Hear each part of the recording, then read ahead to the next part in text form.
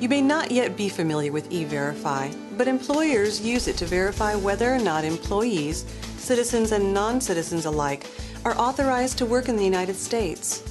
E-Verify works by matching worker information with the information in government databases. Hello, I'm Sandra Young. I'm speaking on behalf of the Office for Civil Rights and Civil Liberties at the Department of Homeland Security. During this program, you will learn about E-Verify, what it does, and how it affects you. Is that everything? Well, let's see. Looks like your Form I-9 is complete. Let's just review it one more time to make sure. Okay. Name, maiden name, date of birth. Yes, that's all correct. Good. What about your supporting documentation? Well, my green card is still under my maiden name, so here's my driver's license and my social security card. Well, great. Looks like everything's in order then.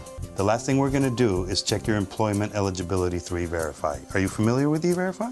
Well, somewhat, I guess. I mean, I've seen the posters, but I don't really know anything about it.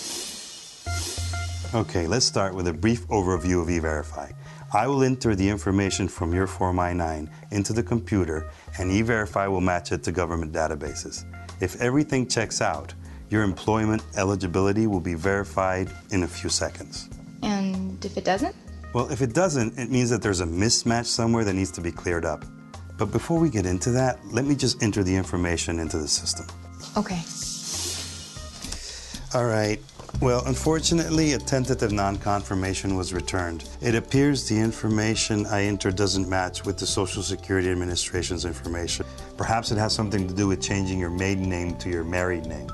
In any event, all we can do now is go over your TNC notice and talk about your choices and your responsibilities. I don't know. Will I be fired? No. It's against the law for employers to take any action against you while you try to clear up the problem. So no, you won't be fired. In fact, if you're scheduled for training... I've already started my training. That's no problem then. While you work to fix this tentative non-confirmation, you have the right to continue your training and any other job-related tasks. You'll continue to work just as before. And as I mentioned earlier, this information is strictly private. That's good to know. I really want this job, and I'd hate to start off with a mark against me. Oh, I understand that.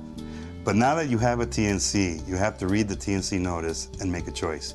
Either you challenge the TNC and work to solve the problem with the Social Security Administration, or you choose not to, and your employment will be terminated immediately, but you will be paid for the time you've worked.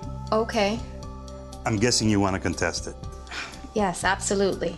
Well, let me register your choice to contest the TNC with E-Verify, and I'll be right back with some additional information. Just give me a minute, okay? Sure. Okay, that's done.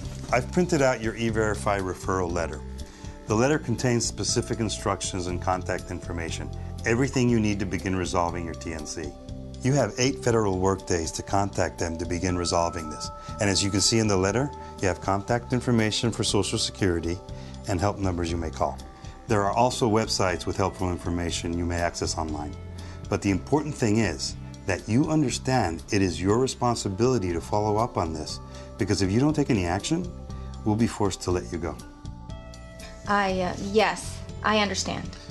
And it's a good idea to bring your referral letter to the Social Security Administration, along with any other paperwork that may be helpful.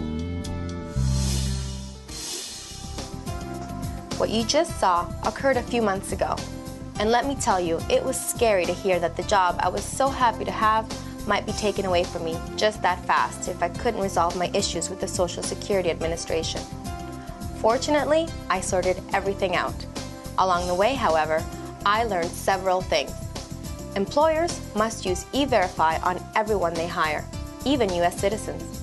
Employers cannot use E-Verify on job applicants. It can be used only after you have been hired and have completed the Form I-9. Employers must treat all employees equally, and it is against the law for them to discriminate based upon someone's appearance, accent, or citizenship. Further, when you are hired, your employer must let you know that they use E-Verify. That means E-Verify posters have to be in plain view in your workplace. If you get a TNC and decide to challenge it, it is extremely important to understand that your employer cannot take any bad actions against you.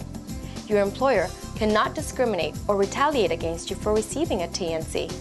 That includes firing you, putting you on leave, lowering or withholding your pay, or not letting you take training. And the last thing I learned, which was very helpful to me, was that I had many resources to support me. They were listed on the E-Verify referral letter, and a few are being listed here, again on the screen.